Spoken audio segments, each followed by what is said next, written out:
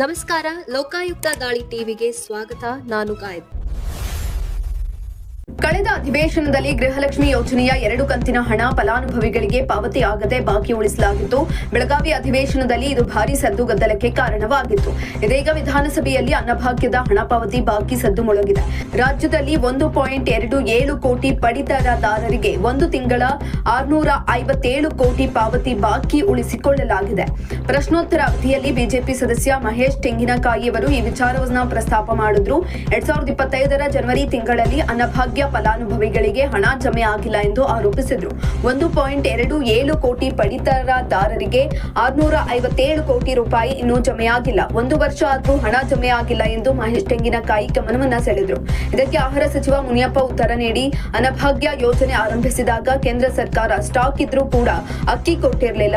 ಹಾಗಾಗಿ ಫಲಾನುಭವಿಗಳಿಗೆ 5 ಕೆಜಿ ಅಕ್ಕಿ ಬದಲು 170 ರೂಪಾಯಿ ಡಿಬಿಟಿ ಮೂಲಕ ಕೊಡ್ತಾ ಬಂದ್ವಿ. 2023 ಜುಲೈನಿಂದ 2024-25ರವರೆಗೆ ಹಣ ಕೊಟ್ಟಿದ್ದೆವು. ನಮ್ಮ ಕಡೆಯಿಂದ ವ್ಯತ್ಯಾಸ ಆಗಿಲ್ಲ, ಅಕ್ಕಿ ಕೊಟ್ಟಿದ್ದೇವೆ ಎಂದು ಕೆಎಚ್ ಮುನಿಯಪ್ಪ ಸ್ಪಷ್ಟಪಡಿಸಿದ್ರು. ಅಲ್ಲದೆ ಜನವರಿ ಬಾಕಿ ಹಣ ಕೊಡ್ತಿರೋ ಅಕ್ಕಿ ಕೊಡ್ತಿರೋ ಕೇಳಿ ಎಂದು ತೆಂಗಿನಕಾಯಿ ಪ್ರಶ್ನಿಸಿದ್ರು. ಇದಕ್ಕೆ ಉತ್ತರಿಸಿದ ಮುನಿಯಪ್ಪ, ಜನವರಿಗೆ ಕೊಡಲು ಅವಕಾಶ ಆಗಲಿಲ್ಲ, ಕೊಡ್ಲಿಲ್ಲ. ಆದ್ರೆ ಅಕ್ಕಿ ಕೊಟ್ಟಾಗ ಫೆಬ್ರವರಿಗೆ ಅಕ್ಕಿ ಕೊಟ್ಟಿದ್ದೇವೆ. ಕೇಂದ್ರ ಸರ್ಕಾರ ಸಕಾಲಕ್ಕೆ ಅಕ್ಕಿ ಕೊಡ್ಲಿಲ್ಲ, ಹಾಗಾಗಿ ಕೊಟ್ಟಿಲ್ಲ ಎಂದರು. ಇನ್ನು ಕೇಂದ್ರದ ಮೇಲೆ ಸಚಿವ ಮುನಿಯಪ್ಪ ತಪ್ಪು ಹೊರಿಸಿದ್ರು. 2025ರ ಜನವರಿಯಲ್ಲಿ ಹಣವೂ ಇಲ್ಲ, ಅಕ್ಕಿಯೂ ಇಲ್ಲ ಎಂದು ಸದನದಲ್ಲಿ ಒಪ್ಪಿಕೊಂಡ್ರು.